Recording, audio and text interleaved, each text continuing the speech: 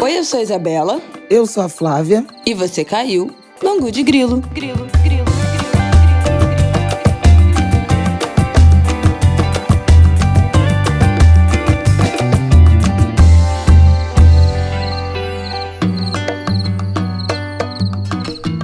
Oi, gente! Boa terça-feira pra vocês. Mais um Angu de Grilo no ar. Episódio 196. E muitos assuntos hoje, um fim de semana, eu já vou adiantar, gente, muito cansativo. Hoje Flavial nem voz tem. Bom dia, Flavial. Bom dia. Bom dia, boa tarde, boa noite para nossos angulers queridos. Mas hoje eu tô um caco, tenho que ir pra fono correndo. Estamos gravando segunda de manhã, não deu nem muito tempo de dar aquela aquecidinha da voz, então a gente ainda tá meio esquisita, mas vamos que vamos pro nosso Angu de Grilo dessa semana. A gente vai abrir falando do novo decreto de acesso a armas.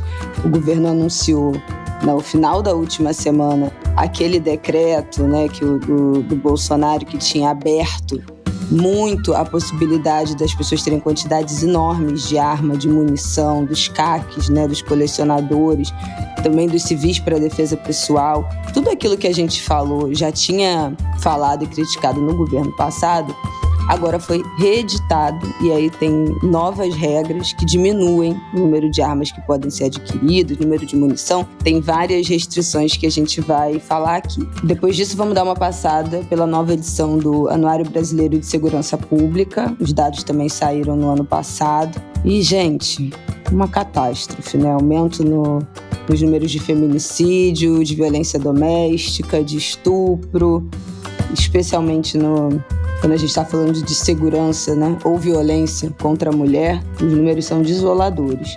E aí, por último, vamos fechar com um pop-up de coisas, porque enquanto a gente está gravando aqui, o Flávio Dino está dando uma coletiva sobre a prisão de um envolvido na morte de Marielle Anderson, então vamos deixar esse pop-up aí com as informações que a gente tiver no fim da gravação. Também, Lula sancionou na semana passada um projeto que incentiva a agricultura familiar. Acho que vale a gente fazer também uma passada nisso. Aí comentar o show do Lulu Santos, né? Que a gente foi no sábado e foi tudo. E o futebol feminino, as meninas estão arrasando. Estrearam arrasando. Maravilhosas. Estamos gravando no meio do jogo aqui, no momento já tá 4-0, em 80 minutos de jogo. Então, vamos que vamos. Bom, minha gente, vamos começar com esse novo decreto das armas. A gente lembra, né, que isso foi uma grande tônica do governo Bolsonaro. E eu me lembro bem da gente falando aqui, lá atrás. Eu acho que não foi exatamente sobre o decreto de acesso à arma, porque eu acho que talvez quando isso tenha acontecido, não sei se nem se tinha Angu de Grilo na época, porque foi uma das primeiras coisas que o Bolsonaro flexibilizou. O nosso podcast é de agosto de 2019. Então, eu não me lembro exatamente se já tinha Angu de Grilo, mas eu me lembro muito da gente falando aqui nessa questão de arma, sobre como mesmo que esse decreto, essas medidas fossem revertidas, né, se voltasse atrás, quem já adquiriu as armas ia ficar com as armas. As armas que já tivessem sido adquiridas, compradas, vendidas, já estariam na mão das pessoas, né? Então, era uma catástrofe social, né, esse acesso à arma, porque ainda que se volte atrás, não se volta atrás das armas que já estão em posse das pessoas, né, e das tragédias também que já foram cometidas pelo caminho, com essa facilitação do acesso à arma. Então, essa foi uma coisa que a gente falou lá atrás, e as novas diretrizes, né, as novas regras, são bem mais restritas, mas não prevê a obrigatoriedade da devolução das armas que excedam essas novas regras, né? Você não consegue obrigar as pessoas a devolverem essas armas. Mas o governo já disse, já adianto aqui, vai montar algum planejamento, algum projeto que chama a migração progressiva esse decreto também prevê a criação de um programa de recompra pelo governo de armas que eram de uso permitido e vão passar a ser de uso restrito, porque algumas armas que estavam como uso permitido para todas as pessoas vão voltar a ser de uso restrito. Por exemplo, pistolas 9mm, .40 e .45. E há armas longas de alma lisa, que não tem aquelas ranhuras na parte interna do cano, que são as que gravam, né, a bala, também vão passar a ser de uso restrito. E aí quem comprou essas armas no decreto anterior, na restrição anterior, que era de uso permitido, pode continuar com seu arsenal, desde que os registros estejam regularizados. Então, não há nada que preveja a devolução dessas armas, o governo vai tentar recomprar essas que forem fora do uso permitido. Mas a gente já quis começar fazendo essa memória de que os estragos desse governo anterior ainda serão sentidos por muito tempo, né? Como a gente falou aqui anteriormente. A partir do momento que você bota a arma na mão das pessoas, depois para você tirar é muito difícil. Então, essa foi uma coisa que eu achei que valia a gente começar fazendo essa memória e dessa reflexão. Quer falar alguma coisa já sobre isso, Flávia, ou vou apresentando aí as mudanças no decreto? Não, eu quero falar. Então, habla. A partir dessa sua constatação que é corretíssima, né, de que o governo foi, digamos assim, cuidadoso em não desagradar a parcela armamentista da população brasileira, que aumentou muito. Eu até fiz esse comentário no Estúdio I sobre uma sociedade dividida em relação a armas, como o Brasil tem se apresentado dividido em relação a vários temas, né? E a eleição deixou isso muito nítido. E houve até alguns questionamentos. Não é verdade, 70% dos brasileiros são contra armas. E a última pesquisa do Datafolha, que saiu no início de julho deste mês, portanto, ela já mostrava isso. 50% contra as armas, 50% a favor das armas e 48% contra. Não é nem essa pergunta, né? Sobre se a arma é a favor ou não da flexibilização do acesso às armas. E esse número, em 2019, era 70% contra. Então, assim, mais um saldo do bolsonarismo foi efetivamente dar a uma parcela muito numerosa da população brasileira a sensação, a certeza, a impressão de que ter arma torna as pessoas mais seguras, né? As pessoas, as famílias, a lógica do Bolsonaro na campanha já de 2018 era de que as armas eram instrumentos, né, de defesa pessoal, do patrimônio. Não é o que as evidências de pesquisas científicas mostram, né? Quanto mais arma, mais inseguro, porque se você reagir armado a uma abordagem, você pode ser morto e perder a arma. Inclusive, o Bolsonaro perdeu a arma que tinha, uma das armas, né, que tinha muitos anos atrás, num assalto. Mas arma também tem correlação com suicídio, com violência doméstica, com feminicídio e com crimes fúteis, tipo briga de trânsito, tipo briga de vizinhos. Eu até lembro dessa série Os Outros, que eu acabei de assistir no Globoplay, que é um pouco isso. Começa com uma briga de 2 adolescentes e vira uma tragédia, né, familiar, comunitária, porque o condomínio inteiro vai se envolvendo e passa por isso também, por acesso a armas, por compra de arma ilegal, no caso. Então, fiz uma grande abertura para dizer o seguinte: como na questão das escolas, que eu acho que eu já comentei aqui no Angu, quando o Flávio Dino anunciou lá as primeiras medidas relacionadas à violência contra escolas, tinha liberação de verbas, né, de recursos para policiamento. Acho que você lembra disso. Acho que as angulers, os angulers lembram disso também. Que eu até mencionei. Eu escrevi até uma coluna na época falando isso, de um governo que precisava fazer concessões a um outro lado, e a gente viu nitidamente o quanto, principalmente os estados bolsonaristas, anunciaram logo isso.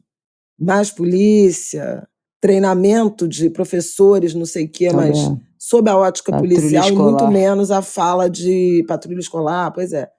Muito mais isso do que o eixo da inteligência, né, da investigação de crimes cibernéticos e da cultura de paz, propriamente. Vimos isso se repetir na história das escolas cívico-militares, né?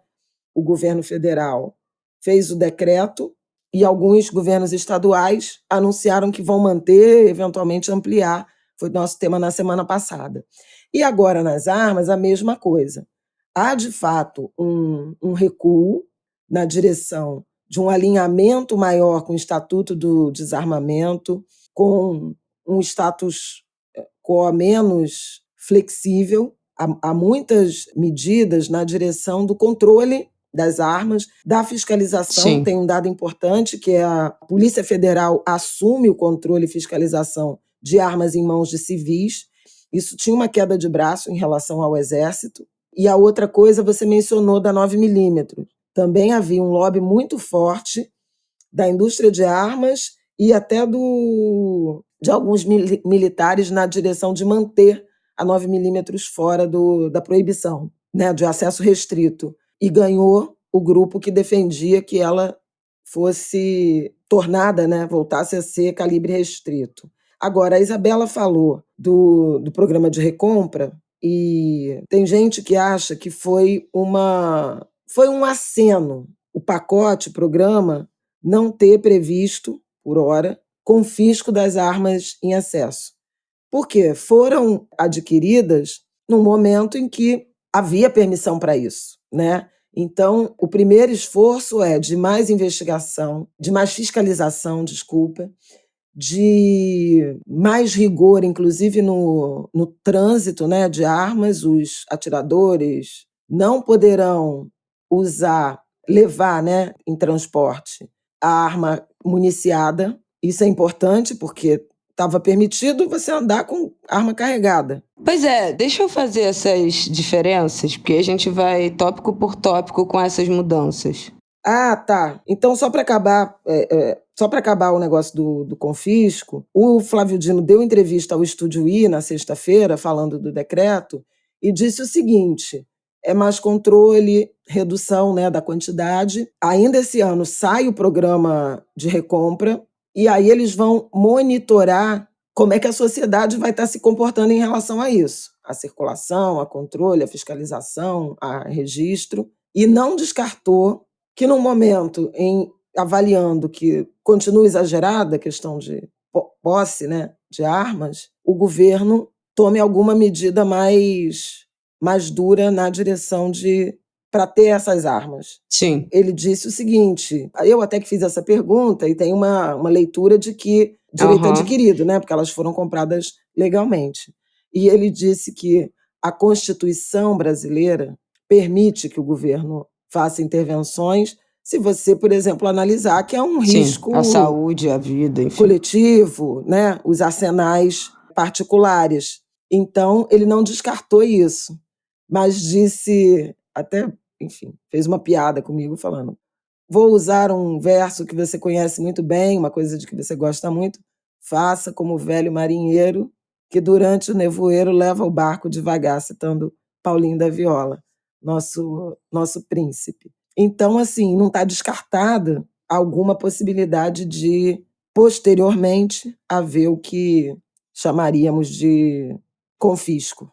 Então, vamos lá para a gente entender ponto a ponto aqui dessas mudanças, para a gente ter a dimensão, né, de qual foi o tamanho dessa restrição e dessa redução do acesso às armas. Então, em relação à defesa pessoal, armas e munições que podem ser acessadas por civis para a defesa pessoal. Como é que era antes? Um civil podia comprar até 4 armas de uso permitido para defesa pessoal, sem necessidade de comprovação da efetiva necessidade dessa arma. E ainda tinha a possibilidade de ampliação desse limite, então ser mais do que 4 armas. E poderia comprar até 200 munições por arma por ano. Então, se você tinha 4 armas, eram 800 munições por ano. Como é que fica agora? Um civil pode comprar até 2 armas de uso permitido para defesa pessoal e precisa comprovar a efetiva necessidade e pode comprar até 50 munições por arma por ano. Então, de 4 para 2 armas, de 200 munições para 50 munições e a necessidade de comprovação dessa necessidade. Essa questão da efetiva necessidade é um ponto importante porque o Supremo Tribunal Federal agora, acho que foi no fim de junho ou início de julho, decidiu que é inconstitucional essa autodeclaração de efetiva necessidade.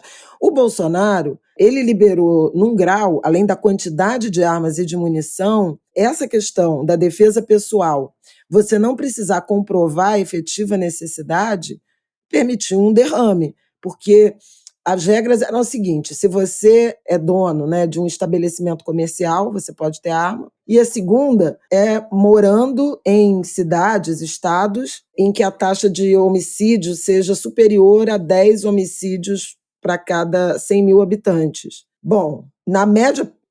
A média brasileira é de 21 homicídios por 100 mil habitantes. Então, assim, rigorosamente, em todo o território nacional, você poderia, alegando que a taxa de homicídio do meu estado, da minha cidade, é 15, 12, 20, 35, eu preciso ter arma. E pronto. Então, assim, você se autodeclarava no direito, né, com o direito de ter uma arma, de ter uma necessidade de ter arma. O Supremo declarou inconstitucional e agora, quando vem o pacote, quando vem o decreto, há permissão para posse de armas para defesa pessoal, mas você tem que comprovar a efetiva necessidade. E o crivo é da Polícia Federal, como era anteriormente, mas que tinha sido praticamente anulado. Bom, vamos lá então para as novas regras para os CACs, que são os caçadores, atiradores desportivos e colecionadores. É o significado dessa sigla. Então, as regras para os caçadores. Como é que era antes? Até 30 armas, gente, 30 armas, sendo 15 de uso restrito, até 1.000 munições por arma de uso restrito por ano e até 5.000 munições por arma de uso permitido por ano. Então, cara, faça as contas. Se a pessoa tem 30 armas, 15 de uso restrito, 15 de uso permitido, ela tem 15.000 munições por ano de uso restrito e eu não sei nem fazer essa conta, 15 vezes 5, 75.000 munições para armas de uso permitido por ano, se ele tiver o teto aí do decreto anterior. Como é que fica hoje em dia?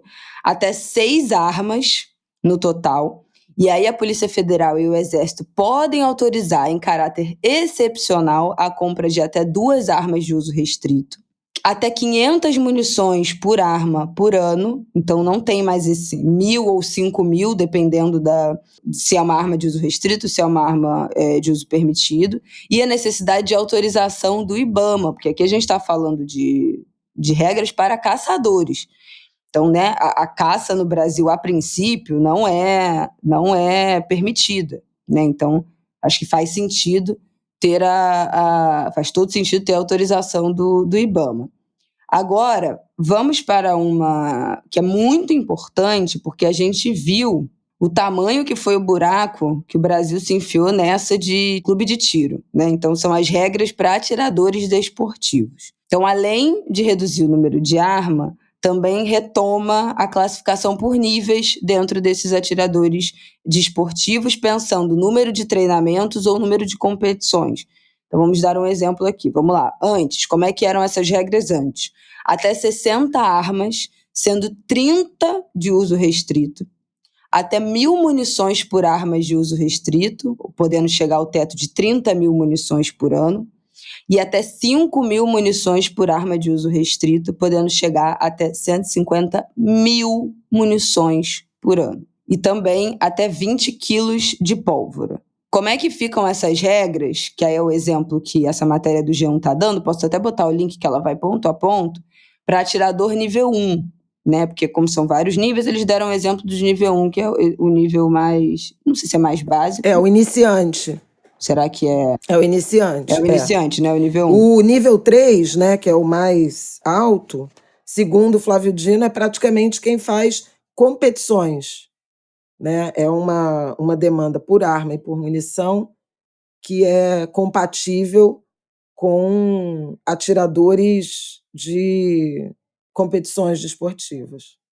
Então vamos lá. Como é que são as regras para atirador nível 1? Que são os que têm 8 treinamentos ou competições em clube de tiros em eventos distintos a cada 12 meses. Eu estou falando isso para vocês perceberem quais são essas restrições, né? A quantidade de treinamento ou competição que tem que ter em eventos diferentes é uma conta anual, então que se renova, né? A cada ano essa contagem aí desse nível dos atiradores.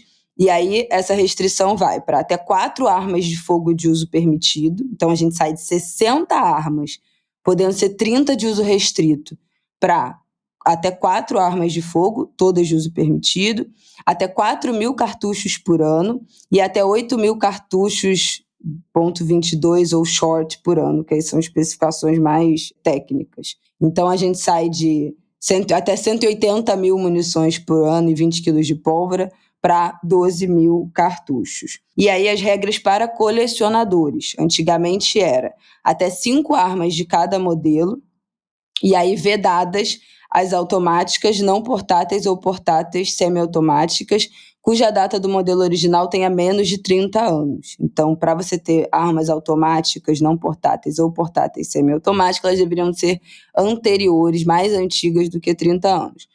Como é que fica agora a regra? Até uma arma de cada modelo, tipo, marca, variante, calibre e procedência. Então, é exatamente uma ali de cada especificação. É que isso era uma loucura. O cara é colecionador, pode ter mais de uma arma igual? Qual é o sentido disso? Que coleção são essas? A gente falou aqui de coleção na semana passada, né? Coleção de caneca, não sei o quê. Pergunta pra Flávia se ela tem 2 canecas iguais. Não tem 2 canecas iguais. Não faz sentido você ser colecionador e ter 5 da mesma coisa. A menos que os colecionadores que têm vários do mesmo é para trocar, né? É para vender, é para comprar, é para fazer essa troca. Não é para uma coleção unicamente pessoal, a menos que aí você vai para os acumuladores. Aí é outro programa. Tu sai do trato feito e vai para acumuladores. Isso é importante porque, assim, havia brechas para gente mal intencionada, por óbvio, né? Claro. E o ministro fala exatamente isso. Olha, um CAC andar com a arma, portar a arma, né? Transportar a arma carregada, municiada, isso não é direito, né? Isso é uma flexibilização preocupante para a sociedade. Um indivíduo ter um arsenal, né? Não faz o menor sentido. E aí, como é que fica agora? Então, até uma arma, né, de cada modelo, como eu falei, e aí estão proibidas as automáticas e as longas semiautomáticas de calibre de uso restrito, cujo primeiro lote de fabricação tenha menos de 70 anos. Então, a gente sai de armas de 30 anos, né, pelo menos 30 anos, para armas de pelo menos 70 anos, quando a gente está tratando de automáticas e semi-automáticas. Aí, outra coisa que minha mãe começou a falar e eu queria retomar, que é o fim do trânsito com arma municiada para os CACs. Como é que era anteriormente?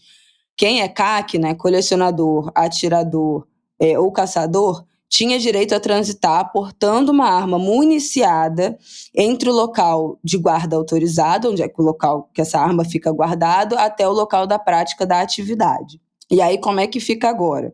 Toda vez que algum CAC ou representantes estrangeiros de competição internacional de tiro realizada no Brasil, tiver que transitar com arma de fogo, vai precisar emitir uma guia de tráfego que dê autorização para transitar com essas armas que são registradas nos seus acervos, e elas devem ser devidamente desmuniciadas, fazer só aquele trajeto pré-estabelecido por um período pré-determinado e de acordo com a finalidade declarada nesse registro. Então, você não pode só simplesmente, hoje eu vou decidir ir lá, e aí pega a sua arma municiada e vai. Né? Não importa o trajeto que você faça, não importa o dia, não importa o local, não importa a situação.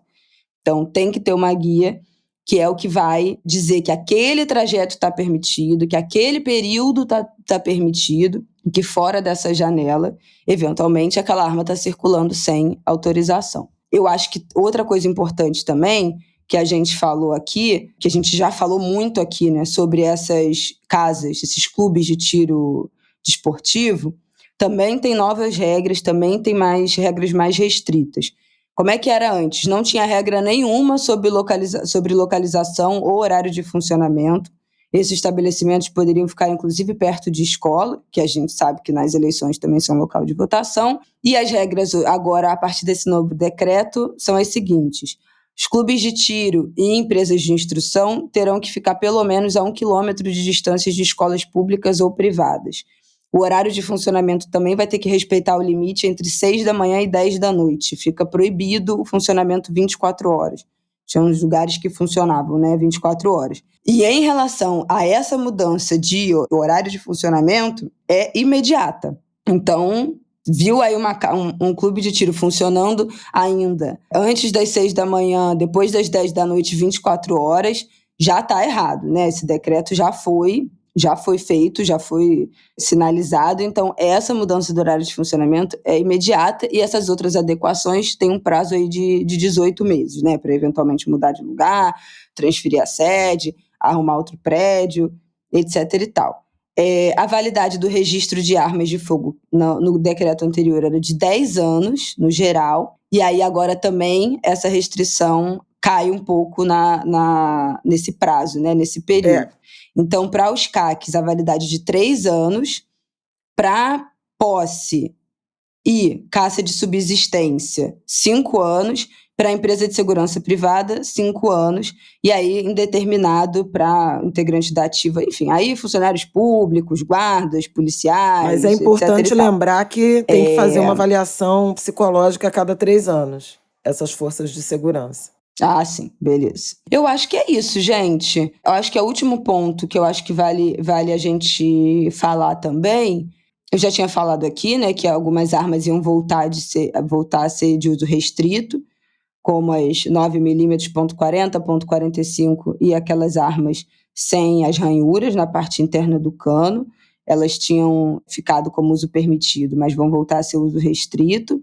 E a fiscalização disso também, o governo também definiu uma migração progressiva dessas atividades de fiscalização de armas para a Polícia Federal. Hoje em dia é o Exército que tem a atribuição de definir essas regras, fiscalizar essas atividades de caça esportiva, tiro esportivo, as coleções de armamento e funcionamento das entidades de tiro, e gradualmente isso vai passar a ser uma atribuição da Polícia Federal, essa fiscalização do armamento civil, junto de um acordo de cooperação com os Ministérios da Justiça e da Defesa. Então, esse armamento civil passa a ser uma atribuição de uma instituição civil, né, da Polícia Federal, retirando os militares desse controle. Do processo. E lembrando que saiu até uma reportagem grande no Globo, acho que no início da semana passada, falando que o Exército só fiscalizou 3% das armas em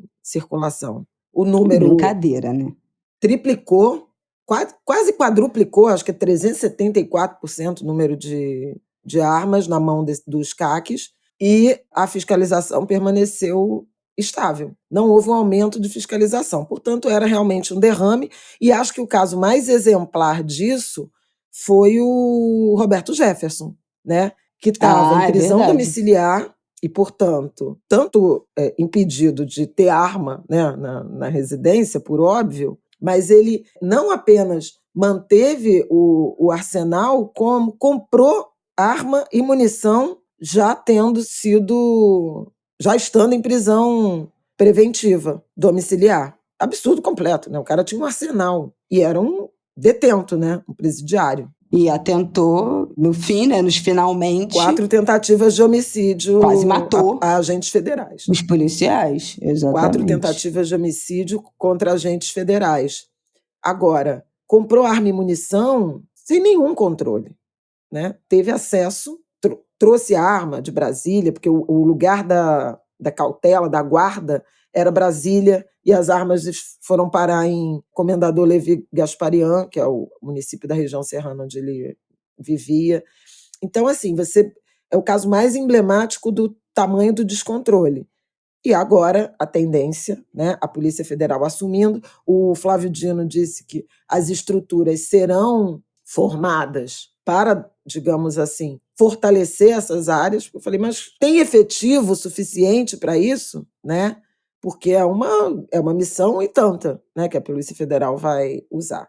Ele disse que haverá destacamento de de efetivo e usará também a parceria com governos estaduais e tudo mais. Eu acho que acabamos desse ponto dos decretos de Acho que acesso a sim. armas propriamente, mas eu queria chamar a atenção para mais 2 ou 3 outros pontos. O Instituto Sou da Paz e o Instituto Igarapé soltaram notas, né, falando que esse pacote ele dá parâmetros responsáveis e segurança jurídica para a questão do acesso a armas.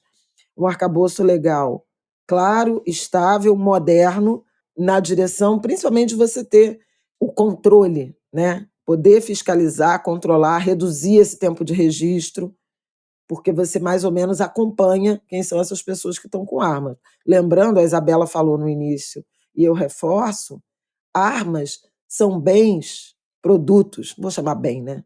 Produtos de longa duração. Uma arma vai durar Sim. 3 décadas, 4 décadas, às vezes mais. Então, assim, o potencial. A gente está falando aqui do novo decreto que faz uma restrição para armas de menos de 70 anos. Então, ainda existe arma que foi feita há 100 anos atrás, há 90 anos atrás, e que podem, inclusive, ainda estar funcionando. Então, assim, isso é muito sério. Agora, além disso, porque a gente está falando do decreto, né, do controle responsável, mas o pacote é mais amplo, né? O pacote, por exemplo, prevê transformar em crime hediondo ataque em escolas, violência contra escolas, né? Então tem um eixo, né, de maior punição, de aumento da punição para esse tipo de crime novo, né? E que, enfim, novo assim, que está crescendo, né, no Brasil. E foi muito em razão do que aconteceu em Blumenau, naquela creche, né, das crianças pequenas. O Flávio Dino e acho que o presidente Lula se encontraram com pais, né, que perderam filhos ali, e esse pacote alcança também, aí já é projeto de lei, acho que medida provisória ou projeto de lei. É um ponto importante, projeto de lei tornando violência contra a escola crime hediondo, que aumenta a pena, né, para homicídio cometido no interior de instituições de ensino, reclusão de 12 a 30 anos. O decreto que institui o Plano Amazônia de Segurança e Soberania, implementação de 28 bases terrestres e 6 bases fluviais para combater crimes ambientais e infrações de todo tipo, com Polícia Federal, Polícia Rodoviária Federal e forças estaduais, Companhia de Operações Ambientais da Força Nacional de Segurança Pública e um Centro de Cooperação Policial Internacional da PF em Manaus. 2 bilhões de reais nesse pacote relacionado à Amazônia, super importante, porque a gente sabe da violência na região norte, né, na Amazônia, e o quanto esses crimes estão integrados, né, no pior sentido da palavra, mas você vê pesca ilegal, invasão de território indígena, garimpo ilegal, tráfico internacional de drogas, tudo isso acontecendo ali. E o pacote que eles estão chamando de pacote da democracia, que são também aumenta pena para os crimes contra o Estado Democrático de Direito, de autorização de apreensão de bens, bloqueio de contas e ativos financeiros de quem cometer crime contra o Estado Democrático de Direito. É interessante porque a pena passa de 6 a 12 anos para quem organizar ou liderar movimentos antidemocráticos, 6 a 12 anos mais a pena correspondente à violência para crime que atentem contra a integridade física e liberdade do presidente da República, do vice-presidente, do presidente do Senado e da Câmara, dos ministros do Supremo Tribunal Federal e do Procurador-Geral da República. Mas de 8 a 20 anos para quem financiar movimentos antidemocráticos. Então, é uma proposta de alteração de legislação que pune, né, e agrava a pena de quem financia, que é um eixo que está sendo investigado, a gente ainda não tem grandes resultados das investigações do 8 de janeiro na direção dos financiadores, mas a intenção pedagógica, né, sujeito a uma pena tão grave, você tende a desestimular. Lembrando que os criminosos do 8 de janeiro não estarão sujeitos a essa legislação, porque a legislação em vigor, quando cometeram, era outra. E um artigo que está dando muita polêmica, muito questionamento pelo endurecimento, né, é o que prevê pena de 20 a 40 anos para crimes que atentem contra a vida das autoridades. As mesmas autoridades, presidente, vice, Câmara, Supremo, até 40 anos de prisão, o que é coisa beça, né? O Brasil não tem essas penas. E, por último, um dinheirinho que vai pingar, um edital de 30 milhões para 163 municípios prioritários no Programa de Segurança Pública com Cidadania, que é um fundo para organizações da sociedade civil para fomentar manifestações culturais em áreas de alta violência e vulnerabilidade social. Então, é um eixo de um pacote ligado a desarmamento, tudo isso que a gente comentou, e que tem ali uma fração, um pedaço dos recursos para a cultura de paz, para investimento cultural nessas áreas tomadas, né, pelo crime organizado, municípios e comunidades, né, acossados pela violência. É só para dar noção do tamanho do pacote. Foi um pacote muito grande. Sim. Bom, vamos passar então para o nosso próximo bloco para a gente falar um pouco dos dados do Anuário Brasileiro de Segurança Pública, que tem... Bom, os dados são todos terríveis, né, gente? Eu não preciso nem... Vou antecipar, mas tem análises interessantes para a gente fazer. Então, vamos lá. Bom, o Anuário Brasileiro de Segurança Pública é um documento... Só uma breve contextualização. É um documento que é do Fórum Brasileiro de Segurança Pública, que se baseia em informações que são fornecidas pelas Secretarias de Segurança Estaduais, Polícias Civis, Militares e Federais e outras fontes oficiais de segurança. O anuário existe, essa já é a 17ª edição do anuário, se eu não me engano, isso, 17ª edição do anuário. Então, a gente já tem um registro longo aí desse compilado desses dados de segurança pública do Brasil. Os números desse ano são terríveis e são em relação a 2022, né? Então, está saindo agora em 2023, mas com dados do ano de 2022. Dito isso, eu acho que a gente pode elencar algumas coisas aqui, não vai dar para falar de absolutamente tudo, imagina, tem muita coisa, mas eu acho que vale a gente falar dos dados de estupro, dos dados de violência doméstica, violência contra crianças e adolescentes também entra um pouco nesse pacote, e nos dados de golpe, estelionato. Achei muito... Não é interessante exatamente a palavra. Não, mas é impressionante. Mas acho que tem uma 1.800.000 puxar. casos. É muito impressionante. Então vamos começar com... Não, uma coisa impressionante. Eu acho que dá pra gente começar com a história, os dados de estupro e de violência doméstica e feminicídio, pra gente tirar da frente esse terror que são esses assuntos. É o maior número de estupros da história, então teve um crescimento de 8% já em relação a 2021. São 74.930 casos de estupros. Não, de crescimento. 74.000 casos, 8,2% de crescimento em relação ao ano anterior.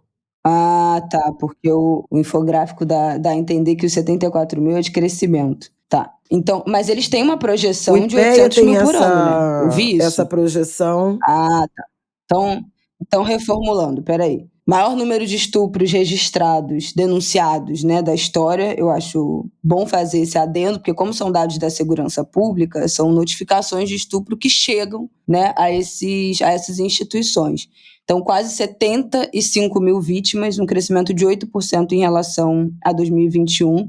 E desse número, 56 mil são estupros de vulnerável. Então, crianças, enfim, pessoas que não têm a capacidade de consentimento, menores de 14 anos. Essas informações que a gente já sabe, as principais vítimas são crianças, 61% têm entre 0 e 13 anos de idade. Isso é uma tragédia. 10% tem menos de 4 anos. É uma tragédia, gente, é uma tragédia. Óbvio que a maior parte das vítimas são do sexo feminino, 89%. O que não significa que meninos não sejam abusados, né?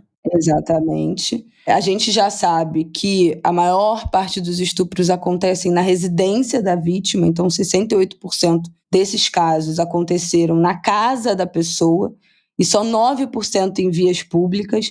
Essa grande falácia de que não, é um desconhecido na rua que te puxa, isso não chega nem perto da maioria dos casos, né? Especialmente quando a gente está falando de vítimas de 0 a 13 anos, de criança, que 86% são conhecidos e 64% dos agressores são familiares. Então, não só conhecidos, como familiares, pessoas que são parte da família. O anuário também trouxe um dado importante sobre o horário em que esses casos acontecem, e é durante o dia, né, em horário comercial.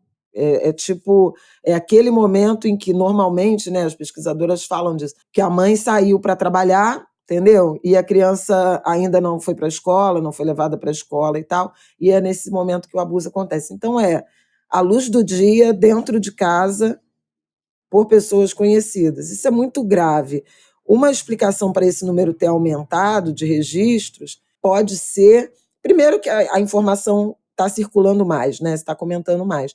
Mas teve a volta à escola. E aí, a gente já falou isso aqui, que o quanto o fechamento das escolas durante a pandemia tinha uma correlação com o aumento de violência doméstica, de violência contra a criança e adolescência, de violência sexual, porque na escola, mudança de comportamento das crianças e tal, professores, coordenadores, orientadores percebem e denunciam. Então, chama conselho tutelar e tudo mais. E quando você não tem a vida escolar, obviamente é menos gente observando, né, a rotina, o comportamento das crianças. Então, essa pode ser uma explicação. Para o número de registros. E a violência também aumentou durante a pandemia, por óbvio, porque as pessoas ficaram mais tempo em casa, né? Mas é uma situação estarrecedora, porque fora essa questão dos crimes de estupro, né, dos crimes sexuais, feminicídio altíssimo, cresceu. Feminicídio também aumentou. Violência doméstica, agressões, ameaças, medidas protetivas aumentaram quase 14%. O que é um indicativo de que também a violência é crescente. Não, e em números absolutos, 445 mil medidas protetivas concedidas. Gente, não é tipo, aumentou 14% para 200 medidas por ano, 440 mil. É muita coisa. É basicamente todo mundo conhece alguém, direto ou indiretamente, ficou sabendo de alguma mulher em algum momento do ano passado que pediu uma medida protetiva. Que é impossível a gente não conhecer ninguém, ainda que seja uma famosa, né, que virou notícia, mas é um número assim, muito quase expressivo. 900 mil chamadas para o 190. Também aumento de 8,7%. O que nos indica a importância de você ter uma polícia bem preparada para lidar com isso. Então, Patrulha Maria da Penha, Delegacia da Mulher, né? Delegacia da Mulher. Canais que permitam a ação rápida para a proteção da vida, porque os feminicídios também aumentaram. Eu acho que dá para dizer também que é muito difícil a gente saber se os casos de fato aumentaram ou se aumentou a denúncia. Eu acho que os casos podem ter aumentado, mas eu acho que a gente tem vivido nos últimos anos, talvez na última década, uma conscientização muito maior sobre esse tema, né? Eu acho que, de modo geral, as mulheres se sentem cada vez mais seguras, eventualmente não de denunciar a polícia, mas a gente tem visto muitos relatos nas redes sociais, então, de muita mulher que não denuncia na polícia porque sabe que não vai dar nada, mas fala nas redes sociais que o ex-namorado agrediu, que de alguma forma consegue externalizar isso, ou consegue hoje em dia, pedir ajuda para uma amiga, pedir ajuda para alguém da família para sair dessa situação. Eu acho que tem se criado um ambiente de um pouco mais de... acho que acolhimento não é nem a palavra, porque eu acho que acolhimento já é até um pouco maior. Mas de uma sensação de que se eu falar, alguém vai acreditar em mim. Pode não ser a polícia, mas pode ser alguém da internet, pode ser alguém do meu ciclo de relacionamento que vai conseguir me apoiar e me tirar dessa E as situação. atitudes, né, de denúncia que têm visibilidade encorajam outras mulheres. A gente pode trazer o caso do Prior, né, o ex-BBB. Né? Foi a partir do programa, né, que a primeira vítima resolveu denunciar, e a partir da denúncia dela apareceram outras 4, eu acho. Outras 3 ou outras 4. Isso. Ele já foi condenado 3, 4, pelo isso. primeiro caso, em regime semiaberto, mas a advogada, né, a defesa da vítima vai recorrer, e espera-se os julgamentos dos outros casos.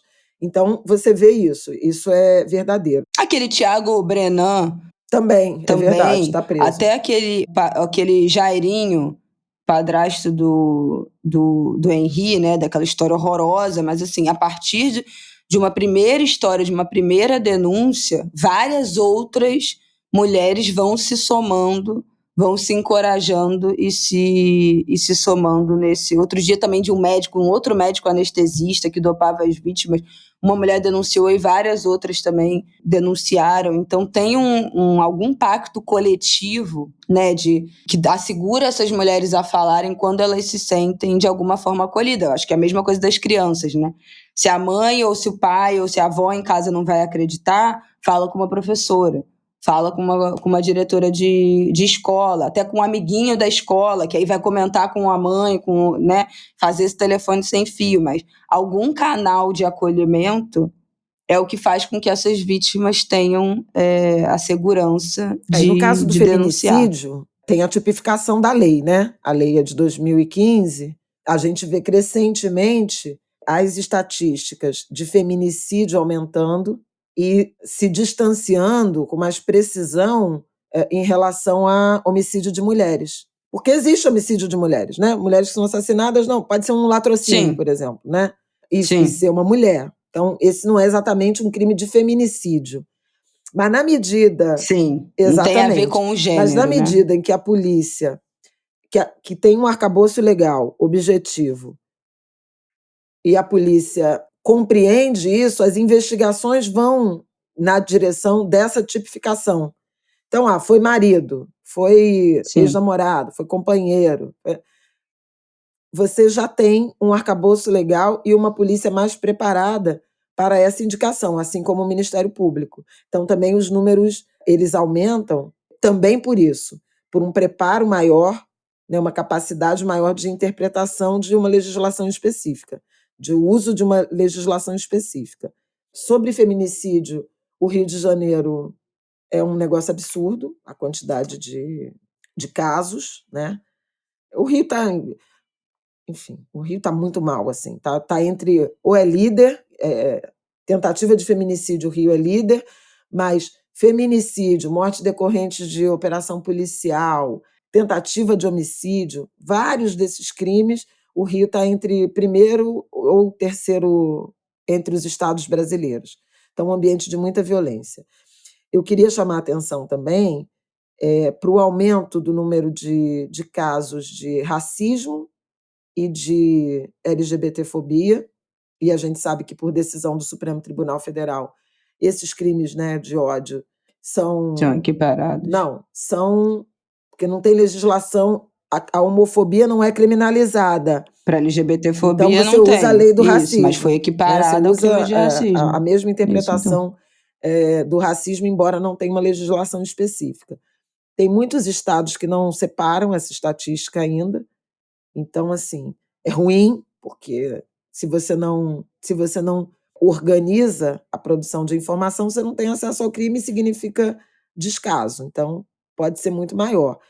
Mas eu queria chamar a atenção, porque no meio de tudo isso, de todos esses números, né, que a gente já falou, do aumento de crimes, de feminicídio, violência doméstica, estupro, tentativa de homicídio de mulheres, lesão corporal, letalidade policial, desaparecimentos. Desaparecimentos aumentou quase 10 mil casos de um ano para o outro. As mortes violentas intencionais, os homicídios caíram. E aí, assim, são duas observações que eu acho importante fazer. O homicídio caiu 2,4%, é um dos menores patamares, né? O menor patamar, eu acho que em uma década. O Brasil já chegou a ter mais de 64 mil homicídios num ano. Um dado importante é que 76% são cometidos com arma de fogo, então isso se relaciona com o que a gente estava falando anteriormente. A taxa de homicídio no Brasil está em 23 mortes por 100 mil habitantes, mas no Nordeste passa de 36 por 100 mil habitantes, no Norte é quase 37 por 100 mil habitantes. A maior parte, né, das mortes foram na Amazônia Legal, né, onde houve aumento. Muita da queda do número de homicídios tem a ver, principalmente cometidos por policiais, tem a ver com as microcâmeras em São Paulo, que provocou uma queda de 50%, né, naquele primeiro momento. E agora o Tarcísio primeiro disse que vai rever, que ia rever, e agora diz que vai ampliar. Enfim, ele muda ao sabor dos ventos. Ai, gente, pois é, também Mas, já falamos o disso. que eu acho importante é mostrar o seguinte, a gente faz um estoque.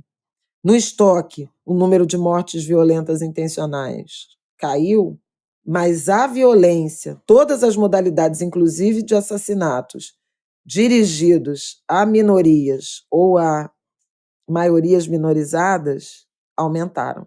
Então, assim, você tem uma queda no número de homicídios, no número total, mas aumenta feminicídio, aumenta a morte decorrente de operação policial. Sim. Então, você vê claramente que é uma sociedade adoecida e extremamente embrutecida. Porque se você... O que era o desejável? Caiu a taxa de homicídio, caiu o número de homicídios para todo mundo, né? De uma forma linear. Claro. Então, é por isso que os especialistas falam que essa queda tem muito mais a ver com uma dinâmica demográfica, porque está diminuindo o número de jovens na população, e taxa de homicídio tem muita correlação com o tamanho da quantidade de jovens numa sociedade. Por isso que a gente fala que jovens negros, né, completarem 25 anos é uma... Eu ia falar milagre, mas não é milagre. É quando você efetivamente está se livrando do risco, né, de ser assassinado. Esse é um ponto de ter uma morte violenta, inclusive até no trânsito, né, que alcança muito mais os mais jovens. Então tem um fenômeno demográfico e tem um fenômeno das dinâmicas de acomodação dos confrontos do crime organizado. Você, com todas as aspas, pacifica, né?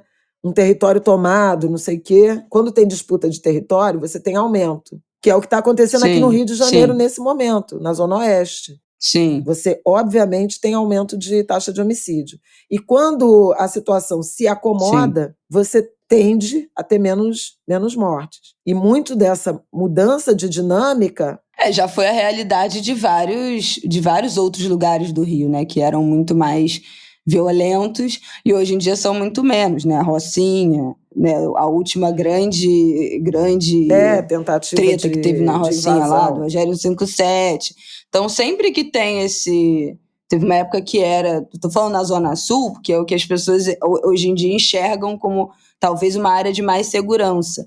Mas em outros momentos não foi, né? O Dona Marta protagonizou cenas inacreditáveis há 20 anos atrás.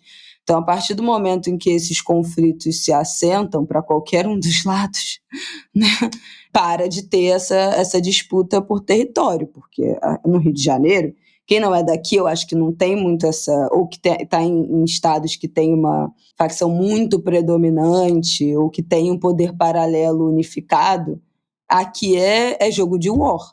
É literalmente war. A cidade é mapeada entre as facções em cada comunidade. Em alguns complexos tem mais de uma facção, né? Então tem um tensionamento permanente e é jogo de pecinha mesmo. Qual vai ser a comunidade que vai ser tentar ser tomada agora? Para quem quiser entender essa dinâmica, tem um blog que eu acompanho há muitos e muitos anos que fala dessa dinâmica de disputa, né, entre facções. Chama Blog Crime News. Obviamente não é uma fonte jornalística, né, exatamente. É um blog feito por pessoas que vivem essas histórias e vão relatando essas tomadas de poder, a facção que virou, o chefe que virou, que trocou de facção, que pulou de uma para outra. Então, ali tem um relato muito fiel do que vai acontecendo nesse universo paralelo, né, do crime organizado, que não é noticiado exatamente pelas mídias convencionais. Então, eventualmente, de vez em quando eu entro ali para entender como é que está essa dinâmica da cidade, né? Porque isso também determina a segurança das áreas do Rio de Janeiro, né? A logística da cidade também se remexe muito a partir dessa dinâmica. A gente viveu um período de muita crise, por exemplo, na Praça Seca, ali nos anos entre 2017 e 2020, não que esteja resolvido, mas teve um momento de muita crise naquela região. Então, você vai dosando, você vai fazendo as suas rotas, os seus itinerários de circulação na cidade também baseado nisso, o que é tudo uma tragédia, gente, o que é tudo muito triste. Mas a dinâmica do Rio é muito diferente nesse sentido, eu acho que em relação a muitos outros lugares. É uma dinâmica muito, muito da cidade, muito particular, assim. Pois é, então, a gente está falando isso porque, né, no contexto de a gente ter uma redução no número de mortes violentas intencionais e, ao mesmo tempo, um aumento, né, dos crimes, inclusive de homicídios, a grupos muito específicos. Mulheres, né, favelados, porque é isso, morte decorrente de operação policial essencialmente não acontece em outro lugar. Né? Claro. Então, assim, no caso da violência contra a mulher, tem uma leitura de que pesam a redução dos orçamentos, né? Principalmente do orçamento federal, mas também muitos estados desmobilizaram estruturas de acolhimento, denúncia, investigação de crimes contra as mulheres. A própria pandemia, com a história de estar em casa e, eventualmente, até a reabertura, e que pode ter tensionado, por exemplo, pela busca de autonomia, de trabalhar fora, enfim, essas coisas todas que a gente sabe que alcançam, que pesam na violência doméstica, e o próprio crime de ódio, né? E eu acho que ainda os efeitos também das dificuldades da pandemia, né? Os conflitos financeiros, né? Tem muito disso também. Assim, um chute meu, mas também aumentou a quantidade de violência contra criança e adolescente, de maus tratos, abandono de incapaz, maus tratos e exploração sexual infantil. Cara, para mim isso tem uma relação muito direta, muitas dessas coisas, com esse pós-pandêmico, mais uma realidade também de empobrecimento da população, que você precisa sair e largar e deixar seu filho, né? A gente sabe que muitos desses abandonos de incapaz é por conta disso. As famílias precisam trabalhar e aí deixam uma criança cuidando da outra. Não necessariamente é a crueldade e a maldade em sua face mais infernal. Às vezes, infelizmente, é uma necessidade que a família tem. A exploração sexual infantil também, às vezes, tem fins comerciais, assim, literalmente ganhar dinheiro, trocar essa exploração sexual por comida, né? Então, tem muitas dessas nuances que vai resvalando nessa destruição completa da família, que tem a ver com o empobrecimento, tem a ver com a falta de informação, tem a ver com a impossibilidade de sustentar a família ou gerar recursos de outro jeito, né? Tem a ver com a falta de escola em tempo integral, creche em tempo integral, então a criança fica em casa, abandono de incapaz, porque eventualmente não tem nenhum outro lugar para deixar. Então, gente, é o que a gente tem falado aqui. O Brasil é de uma complexidade que é muito difícil da gente mensurar. Essa história de exploração sexual infantil me lembra quando eu fui para o Marajó fazer a pesquisa lá e tinham as balseiras. As balseiras são as adolescentes, crianças, que vão até as balsas, e as balsas são mercado, basicamente um mercado fluvial, né? Ali flutuante, né? Flutuante para as comunidades ribeirinhas. E aí os caras dessas balsas trocam comida por estupro de vulnerável. Basicamente é isso. Não ia falar por serviços sexuais, mas se a gente está falando de criança e adolescente, não é serviço sexual, né? Então, essa é a moeda de troca que se tem em alguns lugares, em algumas realidades, em algumas particularidades. Isso a gente viu, né? Eu vi com os meus próprios olhos, ouvi com meus próprios ouvidos as mulheres ribeirinhas do interior do Marajó falando disso. Tem nome, né? Assim como a história do Boto, que engravidou foi do Boto. Não foi do Boto, foi estupro, né? Eventualmente do próprio pai, eventualmente do próprio irmão. Em geral, o Boto, essa gravidez do Boto, quem engravidou foi o Boto, é incesto, é um estupro do incesto. E aí vira essa história do Boto, porque ninguém pode falar quem é o pai dessa criança, né? Então tem algumas dinâmicas que são muito complexas quando a gente está falando da totalidade do que é o Brasil. Então eu acho que ainda tem aí essa crise, né, econômica do país, ainda tem uns efeitos. Eu acho que é muito visível que hoje, nesse ano, assim, está bem melhor. Eu imagino que vocês devam perceber. Você vai no mercado, você compra, sei lá, a mesma quantidade de coisa que você comprava anteriormente por 2/3 do preço, metade do preço, né, do que no ano passado, no ano retrasado. É muito impressionante como o preço das coisas no mercado caiu muito. Mas a crise não acabou. Está longe de acabar, né? Então, os efeitos desse tensionamento que a falta de dinheiro traz ainda vão ser sentidos, não tem jeito. Mais alguma coisa para a gente falar desse tópico ou podemos passar para... Sim, eu quero falar da história dos golpes. Não, dos golpes e roubo de celular, mas eu quero falar uma coisa. O anuário trouxe um dado de violência contra escolas, né? Sim. Houve 1.295 relatos de diretoras informando tiroteio ou bala perdida, né? Ou disparos nos arredores ou próximo de escolas. Em particular no Rio de Janeiro. No Rio de Janeiro... Isso é a tônica do Rio de Janeiro. O Rio de Janeiro tem 8 vezes mais riscos de uma pessoa, uma criança, portanto, ou um adolescente, que frequenta a escola ser vítima de fogo cruzado. É surreal, Isso é uma tragédia, gente. Isso é uma tragédia. E as escolas agora reportando formalmente esse cotidiano, né, de violência armada. Eu achei esse dado, assim, estarrecedor. Foi pouco notado.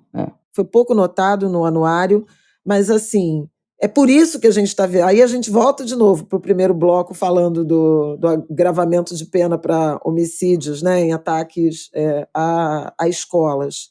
Essa é uma dimensão da violência, mas tem outra da prática mesmo, das operações, da rotina da segurança pública, da política de segurança pública, desprezar que crianças estão entrando e saindo das escolas, que crianças estão nas escolas. Então, assim, poxa, tem 10 dias do assassinato do menino Djalma, que estava de uniforme, indo para a escola, de mãos dadas com a mãe, e foi alvejado e morreu.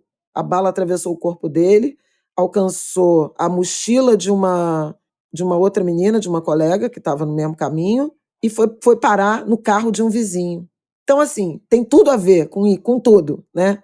O armamento banalizado, flexibilizado, armamento de guerra, né? Uma guerra urbana que a gente vive, uma política de segurança que é de confronto a qualquer hora do dia, né? E crianças morrendo, e escolas reportando tiroteio ou disparos próximos. Quer dizer, mesmo quando não é um ataque direcionado à escola, né, naquela que a gente aprendeu a chamar de violência contra a escola, as escolas estão acuadas. Na linha de tiro, basicamente. Na linha de tiro. É isso, na linha de tiro. E eu lembro muito do caso da Maria Eduarda em Acari. Eu lembro muito, esse caso me marcou muito, porque eu estava começando a trabalhar na TV Globo e a gente fez aquela cobertura ali ao vivo, que foi todo horrível, né? Mas era exatamente isso, foi uma operação em Acari de tarde. Ela foi baleada na cabeça dentro da quadra esportiva da escola. Dentro da escola. E assim, a gente fala tanto, né, de foi uma fatalidade, estava no lugar errado, na hora errada. E nesse caso das escolas, a criança ou adolescente está no lugar certo, na hora certa. Qual é a justificativa, então? Né? Eu me lembro nessa época que o então porta-voz da PM falou, é um dano colateral.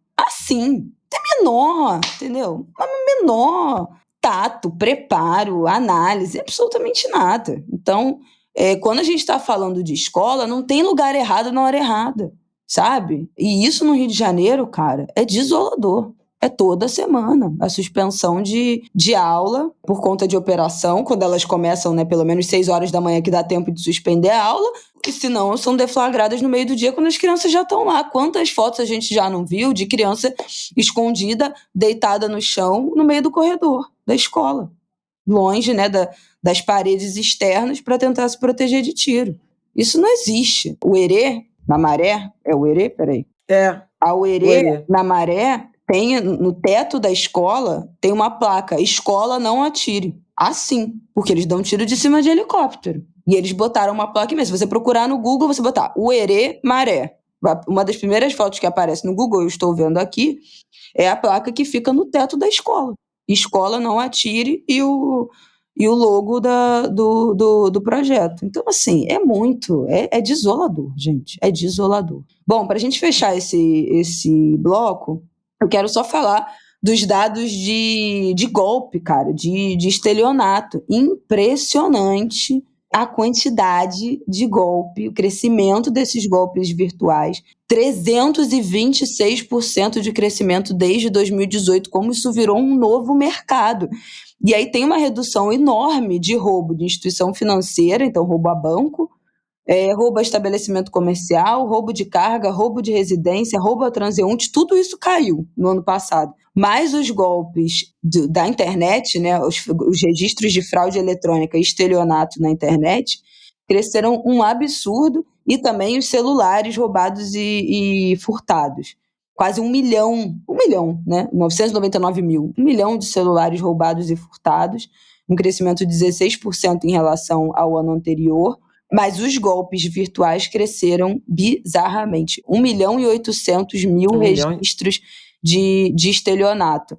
Acho que isso não surpreende ninguém, porque toda semana a gente vê nas redes sociais, né, no Instagram de alguém, de algum conhecido nosso que é hackeado, aí tem o golpe do Pix, o golpe da venda dos móveis, o golpe do faça um dinheiro extra, me deposita 1.000 que eu te dou 200, e eles estão ficando cada vez mais sofisticados também nesses golpes, para fingir que é a pessoa postando ali, então recuperam stories antigos e repostam, para parecer que ali é a rotina normal da pessoa. E no meio daquilo entra a história do Pix, com prints falsos. Então, assim, é um roubo que está ficando cada vez mais sofisticado, que também está muito relacionado a roubo do número. Os caras clonam o chip, clonam o número, e aí tem uma entrada também nas companhias telefônicas. Nem sei se fala mais companhia telefônica, gente. Empresa de celular, né? Tem um vazamento aí desse acesso aos números, a clonar esses números, a cancelar o chip, colocar um número num outro chip, para as pessoas conseguirem acessar as redes, o WhatsApp, pedir dinheiro pelo WhatsApp, né? Quem nunca teve a foto, o número, a sua foto clonada com a sua rede de contatos e uma pessoa pedindo Pix, pedindo dinheiro, usando a sua foto? Todo mundo, eu acho que nesses últimos 2, 3 anos passou por isso. Então tem uma sofisticação maior desses roubos virtuais, e que necessitam muito da nossa atenção, especialmente em relação às crianças que estão ali usando, né, essas ferramentas digitais, não tem muita noção do que é um anúncio fraudulento, do que é um anúncio verdadeiro, e dos idosos. Pelo amor de Deus, os idosos caem muito nesses golpes também, especialmente esse do WhatsApp, né, porque eles estão mais no WhatsApp até do que nas outras redes, mas esses de pedido de dinheiro, fica na linha no telefone, fica ali no WhatsApp. Finge que é filho, né? Sequestrado, sequestro relâmpago. Todo mundo conhece um idoso que caiu numa é impressionante. Numa vai sofisticando, tem um negócio de vai buscar o cartão em casa, entrega o cartão. Tem vários tipos, mas eu acho que também cabe o alerta, além dos idosos e das crianças, de todo mundo que vê esses negócios de golpe do Pix e acredita, porque você deposita 400 e eu te devolvo 800. Gente, não tem dinheiro fácil. A menos que você jogue na Mega Sena e ganhe, não tem esse negócio de um rendimento de 200% em 1 hora você me paga isso, eu te devolvo aquilo. Ou então um investimento, um lugar de investimento que te promete 110% ou 10% ou 20% de rendimento por mês. Gente, isso não existe. Se isso não é um golpe direto, é esquema de pirâmide, que também é golpe, né? Mas enfim. Não caiam nessa, não tem dinheiro fácil. Se você quer dinheiro fácil, jogue na Mega Sena, na Loteria Federal, que é registrado. E aí você, né, é o único dinheiro fácil que você tem como conseguir, com alguma garantia se você ganhar. De resto, esquece. Falei tudo que eu queria. Não, eu só queria chamar a atenção para. Outro dia a gente fez o comentário, né, um bloco sobre o censo, e a população está envelhecendo, né? O envelhecimento é crescente, é uma tendência demográfica do Brasil. Então, há que se ter algum tipo de atenção, né, para orientar, de acesso à informação, de campanhas, para proteger, principalmente as pessoas idosas que caem nesse. Porque a gente vai ter cada vez mais idosos. Então, isso é um campo fértil. E a tecnologia também. Então, isso envolve educação digital na direção da proteção das senhas. Volto eu aqui para falar daquilo que eu já falo.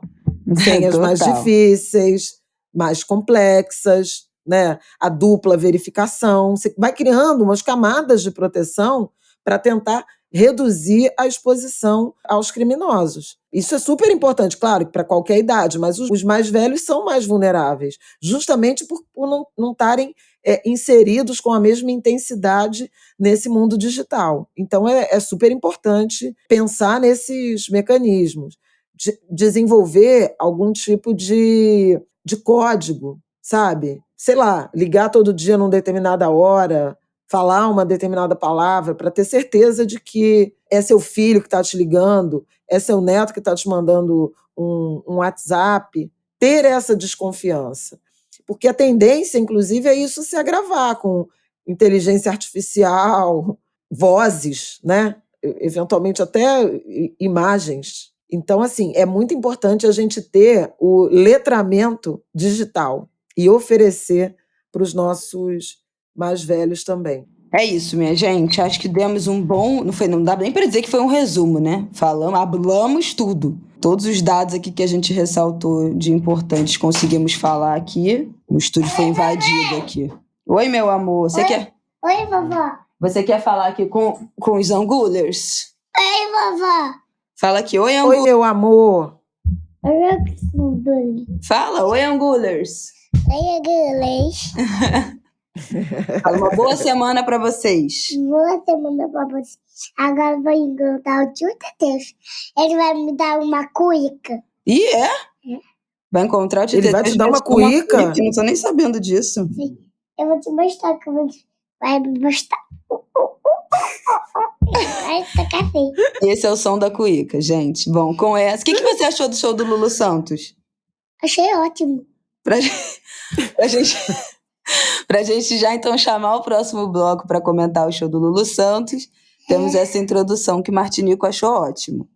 Mais alguma coisa a dizer do show? Com muita bateria. Como é que o Lulu Santos fez? Como é que o Lulu Santos fez que você tocou muita bateria?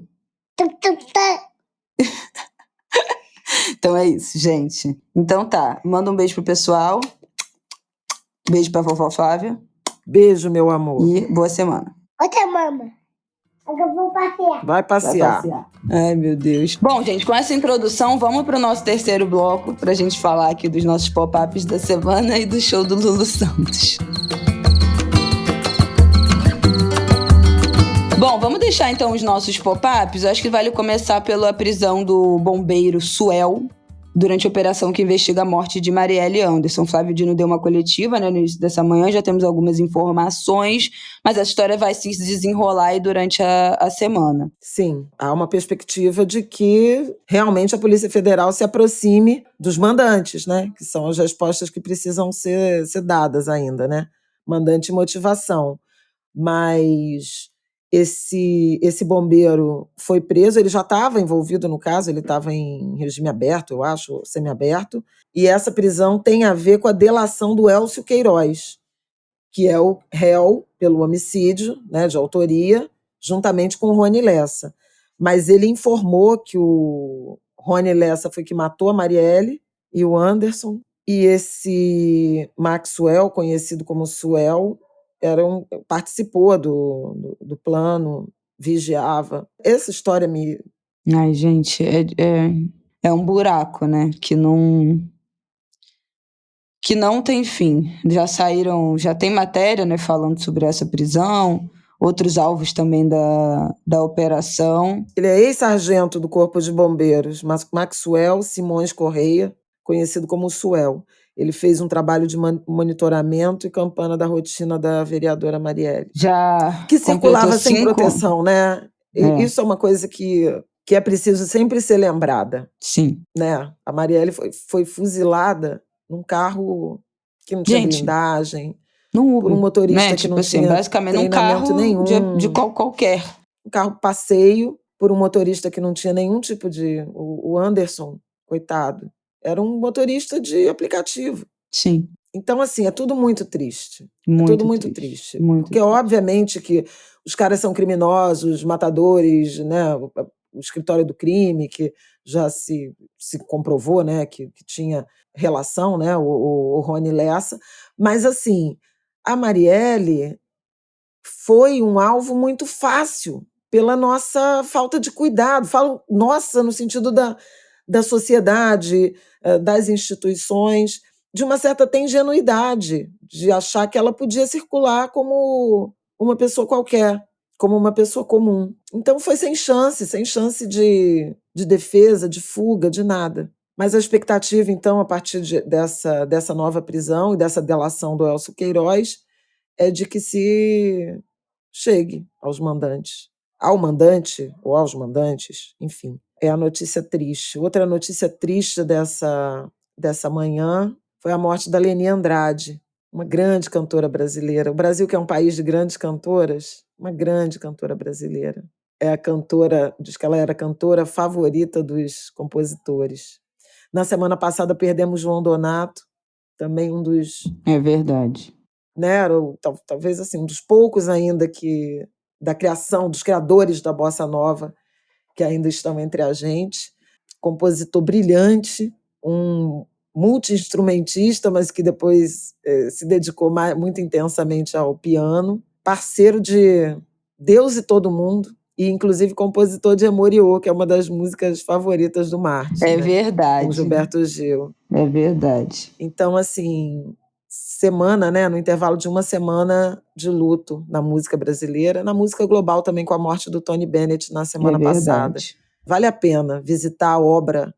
A gente honra, nesses momentos de tristeza, de despedida, quando a gente revisita a obra desses artistas, é muito revigorante e mantém eles vivos. A gente fez esse exercício com a Rita Lee, né?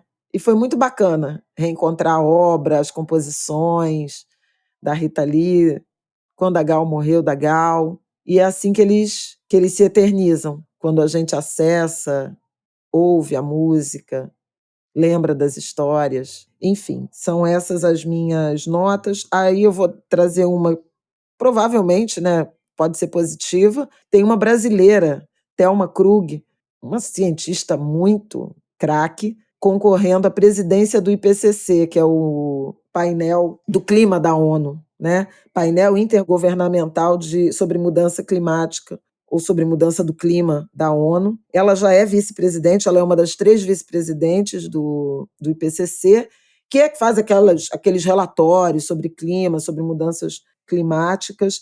A eleição é agora, essa semana, provavelmente na quarta-feira, que está tendo reunião no Quênia, em Nairobi.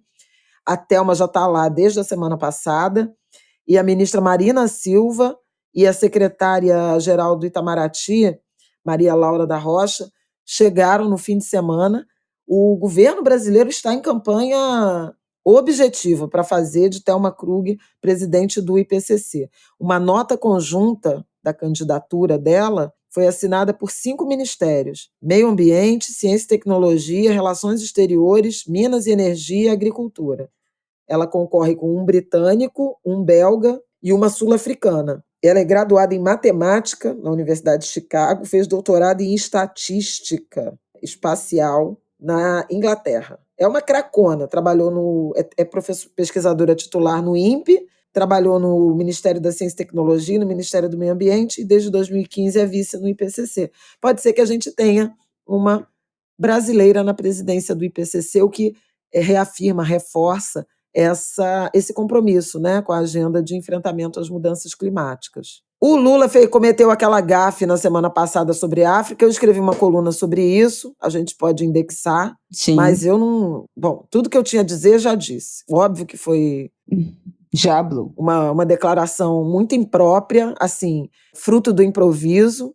Eu acho que uma troca de palavras, porque não é razoável imaginar que ele tenha essa opinião, né? Que a escravidão foi...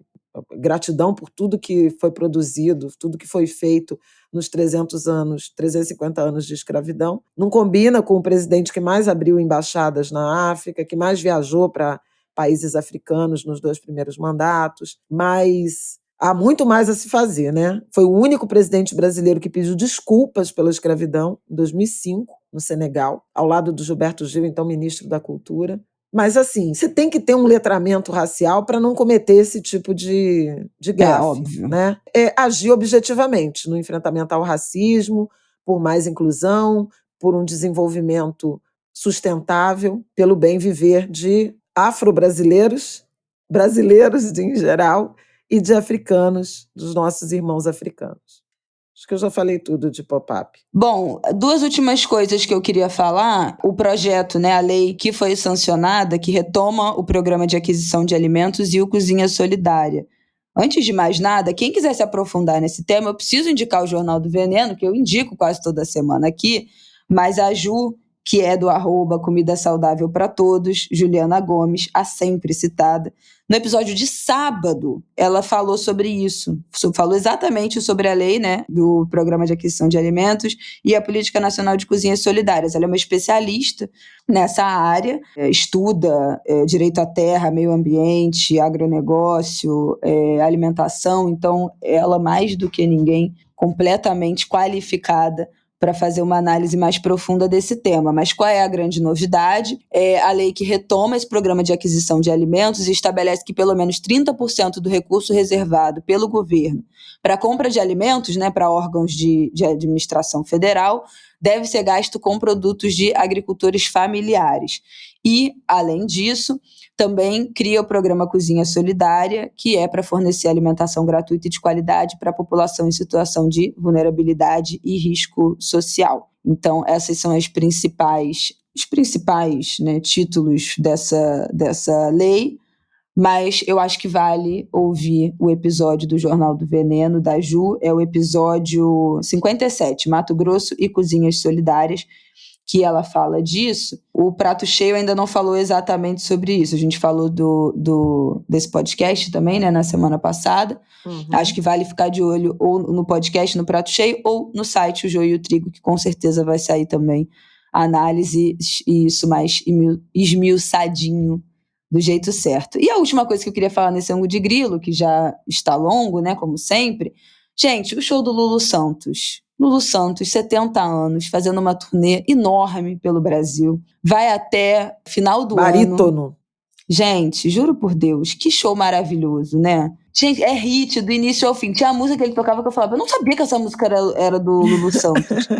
É impressionante. É impressionante, assim. A quantidade... Isso porque tem uma hora que ele faz um medleyzinho na hora de Como Uma Onda, Califórnia. Sereia, que ele faz, Lua de Mel. Ele faz um medley, ele não canta nem inteira as músicas. Porque não cabe. 2 horas de show e não cabe a quantidade de hit do Lulu Santos.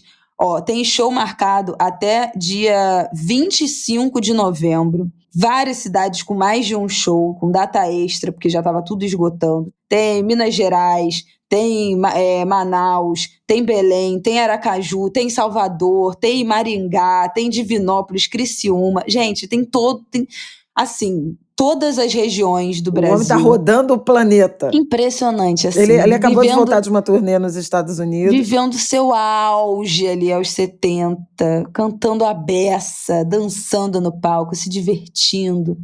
Olha, que show maravilhoso, gente. Eu recomendo muito a vocês que estão ouvindo a gente aqui, que ainda tem a oportunidade de comprar esse ingresso para os próximos shows, que faça isso, porque é bom demais. É bom demais, bom demais. Né não, Flaviol? Bom demais. Eu tinha visto, né? Eu fui na estreia, que foi aquele especial do Multishow, que foi transmitido pelo Multishow.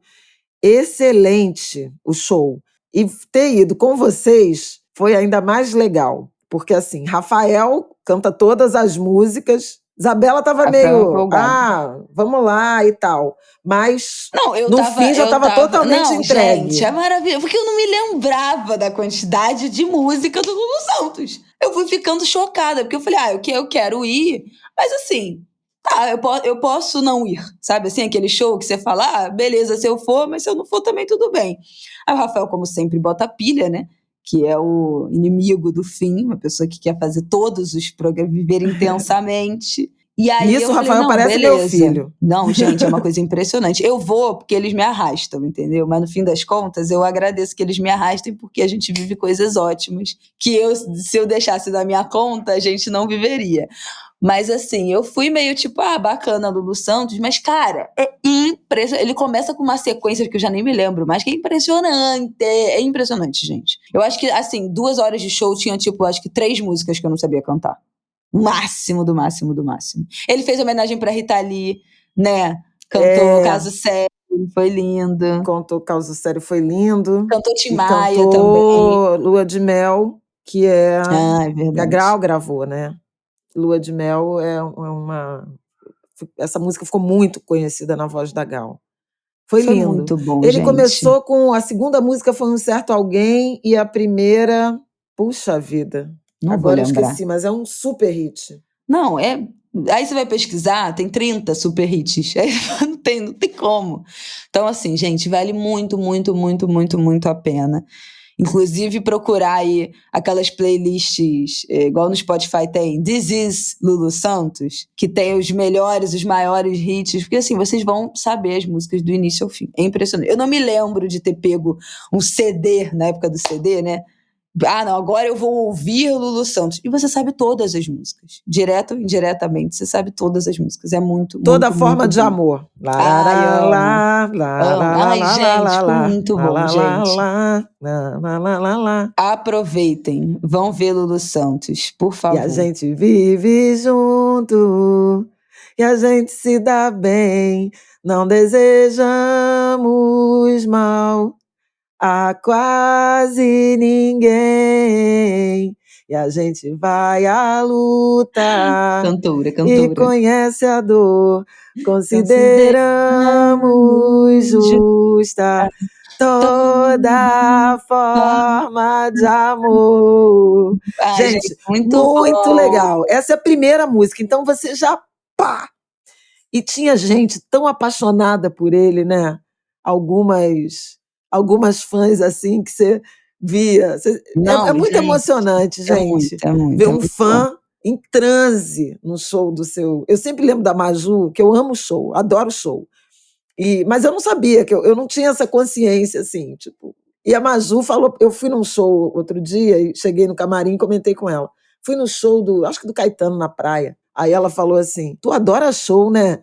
Eu falei, Aí ela falou aquilo como uma característica minha. E realmente eu adoro show. Não, eu me entrego completamente. Assim, eu sou muito de show. Se eu estiver num show, eu vou pular, eu vou me esgoelar, eu vou sair rouca. Eu não sou nem um pouco blasé. E realmente, é verdade. Das coisas que eu não sabia que eu era uma pessoa... Para mim, todo mundo é assim. E não é. Eu nem também todo mundo comecei é assim. a ter essa percepção de que eu vou bastante a show, mais do que eu me dava conta, quando eu penso a quantidade de show que o Martin já foi. Né? Se você pensar que ele nasceu no meio da pandemia e ele tem aí 2022, né, de vida... 2022, 2023, dessa vida social, cara, ele já foi a muito show. Ele já foi a festival. Ele já foi a show do Caetano na praia outro dia, show do Gil, show do Lulu. Ele já foi a vários shows. E tem 2 anos e meio, né? Então, também levado pela gente, assim. É muito bom. E ele fica super bem. Ele ama. Montamos uma bateria improvisada lá com as nossas bolsas e o balde de gelo lá das bebidas. E ele com as 2 baquetinhas dele dando show. Foi muito legal, foi muito legal. Muito legal a gente ter ido em família, assim, né? As 3 gerações curtindo um cara, que aí é isso. Aí a gente volta, né, na questão da longevidade, né, de estar tendo uma velhice, podemos chamar assim, né? Saudável, produtiva, vibrante, sabe? Nossa, é isso que a gente tem que querer para os nossos mais velhos. É isso que eu quero para mim. É isso, minha gente. Angu de Grilo está entregue. Semana que vem a gente está de volta. Pois é, estamos devendo o Apoia-se, gente. Tá Vamos devendo, ver. gente, A semana foi muito confusa. Mas talvez hoje de noite a gente consiga gravar. Vamos ver. Vamos gravar essa semana. Gente, a gente vai conseguir. É só promessas, mas a gente vai conseguir. É isso. Uma boa semana para vocês. Bom final de semana. E terça que vem a gente está aqui de novo. Um beijo. Beijo, beijo, beijo. Boa semana. No próximo Angu já é agosto, né? Então, bom final de julho. Não, meu Deus, é verdade. 1º de agosto, próximo Angu. E dia 2 de agosto é aniversário de Flavião. É isso, vamos começar com parabéns o próximo Angu de Grilo. Um beijo, gente. Um beijo, minha gente.